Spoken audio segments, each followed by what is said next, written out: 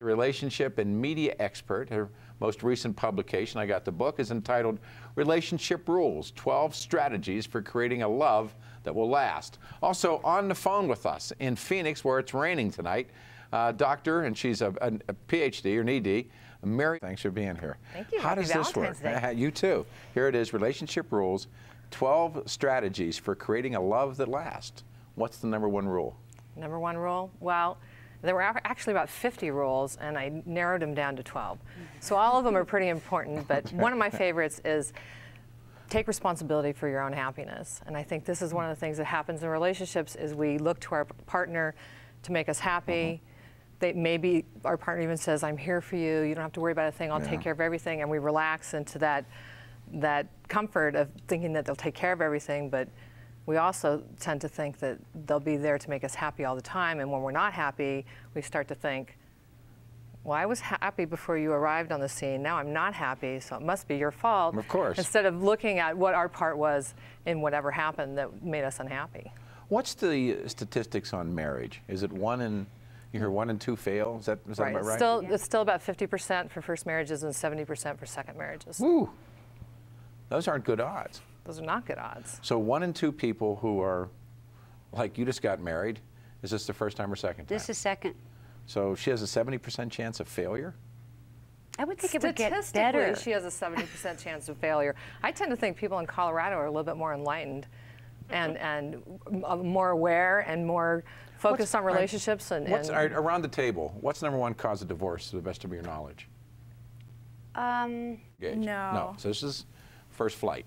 Right. You're a 2 to 1. That's not good odds. No, it's not good odds. Well, why do people get divorced? Divorced.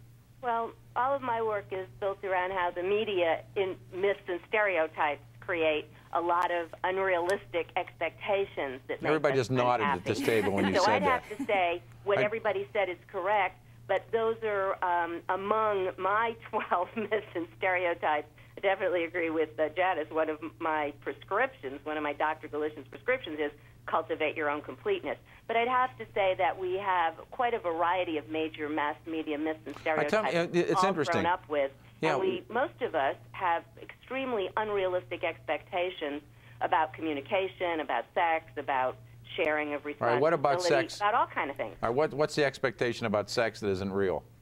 Well, all right. What's the number one reason? And by the way, you nodded your head when the doctor mentioned. They did a study at the University of Colorado, and that was what they came up with. The number one reason was unrealistic expectations. For instance? I thought this was going to be fun. I think we look to our partner to fill all our needs.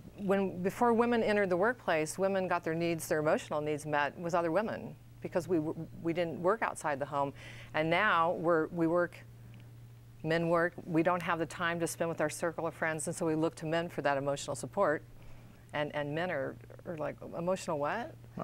And so they're given a job description that they may not even be comfortable with, and yet this is what we're expecting from men today. All right, real quick, we got jammed up lines. What's different about dating now than, say, a decade ago or 2 decades ago? Women are a lot more aggressive. Oh, wow. Women have become more like men than ever before. We've learned very well from men. Guys taught you well. So when you say aggressive, like a woman will ask a guy out? Oh, she'll call a guy, she'll ask a guy out, she'll initiate sex, you name it.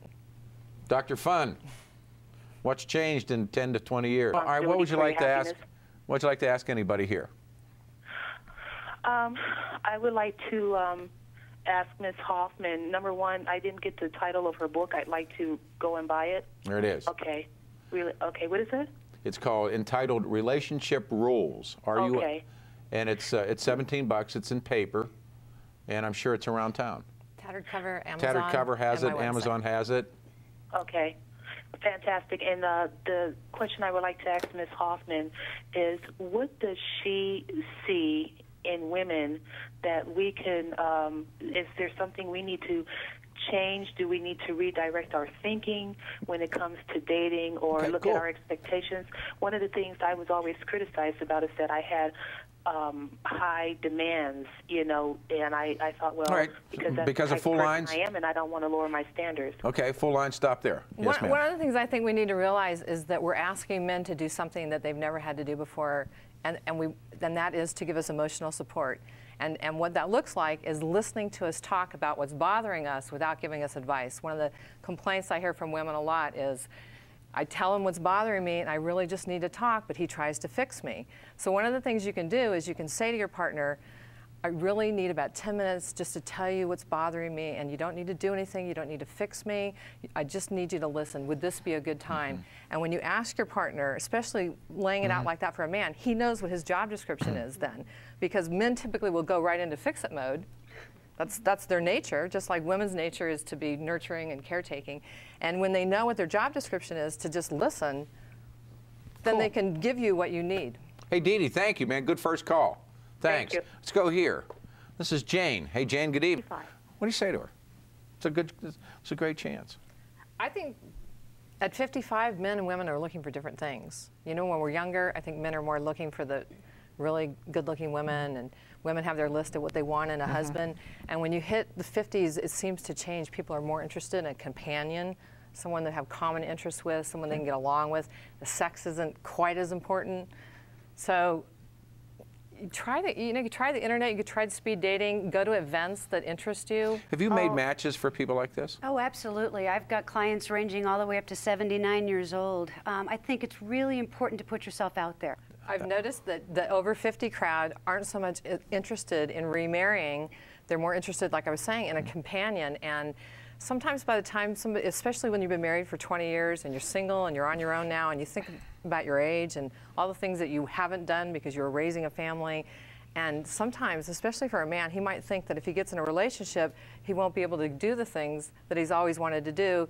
So maybe it's better to just date and be able to accomplish those things he wants to accomplish and not get married. And I also think that the reasons for getting married change. But that's not fair, because men say whatever makes you happy, and then when you tell them what makes you happy, sometimes they're like, well, but doesn't make I me didn't happy. mean, and you know, that's the thing with dating. People put on their profiles, I want someone who's good looking, someone who likes the outdoors, someone who has a good sense of humor. Well, who doesn't want someone who's intelligent? No, I want someone who never wants to go outside, but ugly, and can't write or read. I mean, everybody has the same profile. So well, excuse me, you're making assumptions. Jump in. I think what might be interesting to hear is. And if your list is so strict that a woman can't even fit into the crack that you've made for her to fit into. Sick 'em, Janice. You know, you set your standards pretty high, and you set it yourself that. If I'm gonna hook you up with the cougar lady. Good night, man. All right, we got to do this show again. All right, this is Linda. Linda, you're on the show. Good evening.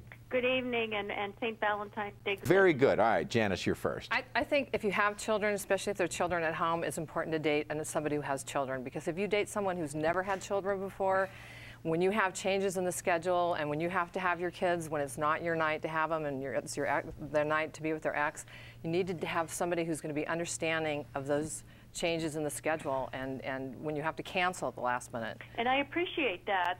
But also, I appreciate that I have older, intelligent children. I recognize they do not have father participation in their life. I'm essentially the only parent. Sure. And so what my question is, what suggestions or strategies can you provide your insight and expertise to help me with Let's this? go to the doctor. Let's go to the doctor in Arizona. Doc?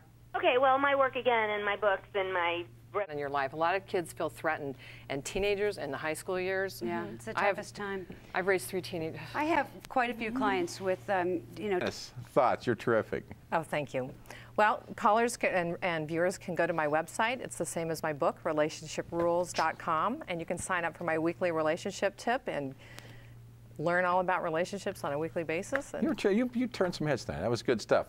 Here is that book, and you can find it for everybody. And Ms. Valentine, I didn't know where the show was going to go, and actually we should do a follow-up on this. You guys were all terrific. Thank you so much. Everybody.